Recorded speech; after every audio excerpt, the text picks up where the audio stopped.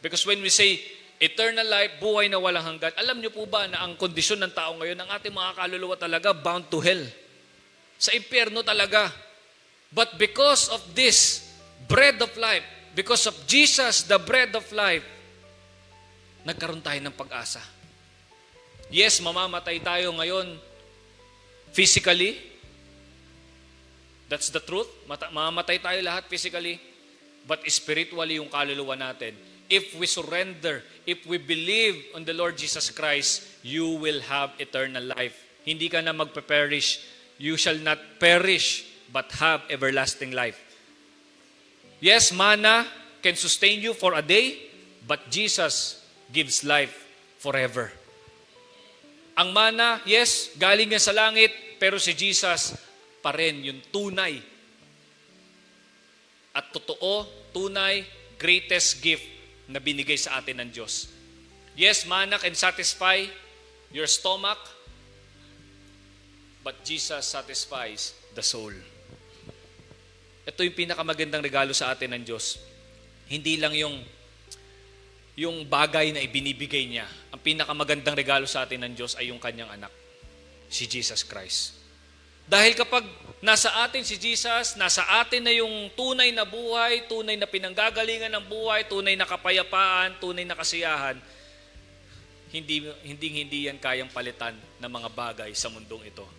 God, Jesus is our peace. Jesus is our provision. Si Jesus yung ating joy, ating kaligayahan, ating kasiyahan, sa Kanya lahat nagmumula. Mga kapatid, always remember, hindi tayo niligtas ni Jesus para yung mula sa malayo, nabanggit ko last Sunday, hindi tayo niligtas ng malayo siya. Bumaba siya rito, He dwelt among us. Yung pain mo, alam niya. Yung emptiness mo, alam niya rin. Nakita niya yung kasalanan mo in the past.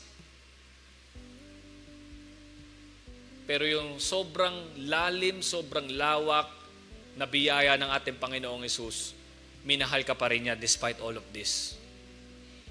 Hindi ka perfect, hindi tayo perfect. Makasalanan tayo, lahat tayo, meron tayong tinatagong mga baho in the past.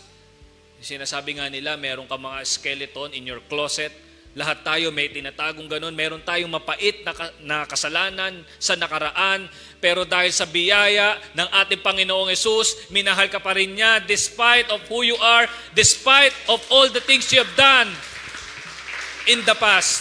Minahal ka pa rin niya. Bumaba dito si Jesus mula sa langit hanggang sa krus.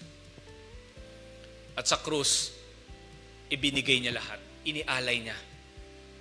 This is the heart of the gospel, mga kapatid. I know, lahat tayo may mga hinahangad sa mundong ito. But, hindi yan ang makakapag-satisfy sa atin talaga. Alam nyo, ako, I believe, what satisfies your soul will also satisfy you physically. Kung ano yung nagsasatisfy sa iyong kaluluwa, sa iyong espiritu, yun din yung makakapag-satisfy sa iyo physically. Externally, makikita. Amen?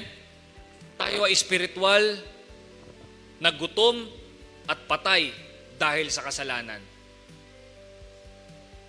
Pero dumating si Jesus to live a holy life, namatay siya sa cross, nabuhay siya muli. That is the gospel. He lived and died on the cross. And on the third day, nabuhay siya. Para tayong lahat ay magkaroon ng buhay na walang hanggan.